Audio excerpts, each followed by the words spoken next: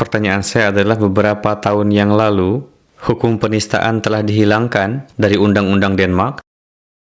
Karena hal itu, sejak beberapa tahun yang lalu, hanya beberapa kali saja itu digunakan. Padahal di dalam Al-Quran Karim, tidak disampaikan hukuman dunia berkenaan dengan penistaan. Apakah pemerintahan duniawi perlu menerapkan undang-undang penistaan? Misalnya untuk melarang pembakaran Al-Quran. Yang menjadi pertanyaan bukanlah apakah perlu menerapkan hukum penistaan ataukah tidak.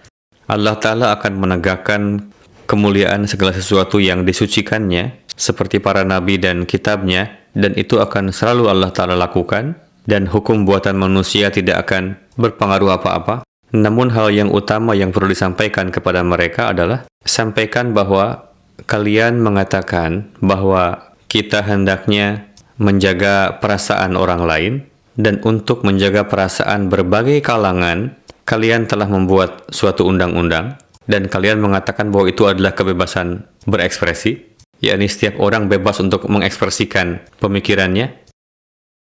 Jika ada kebebasan, maka kalian pun harus menerapkan batas atas hal-hal yang dapat menyinggung perasaan orang lain.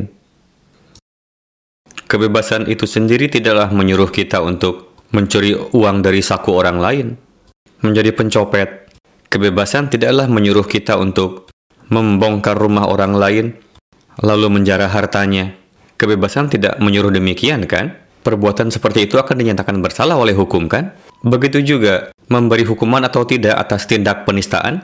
Namun sekurang-kurangnya terapkanlah bahwa untuk menegakkan kedamaian di dalam suatu negeri, setiap warga negara harus menghargai perasaan satu sama lain.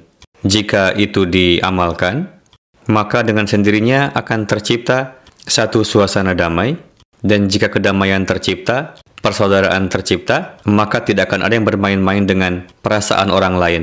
Inilah yang sebetulnya harus disampaikan. Selebihnya memang Allah Ta'ala tidak menetapkan hukuman atas penistaan, namun Allah Ta'ala memerintahkan agar kita hidup saling berdampingan, sebagaimana yang telah ditilawatkan tadi, dan saling menghargai perasaan satu sama lain. Jika aturan tersebut diamalkan, maka seluruh permasalahan akan terpecahkan. Jika kita mengamalkan hal itu, tugas kita bukan hanya mengambil hak, melainkan memberikan hak juga terhadap satu sama lain. Jika setiap warga negara mengetahui hal itu, maka inilah inti yang diajarkan oleh agama kepada kita.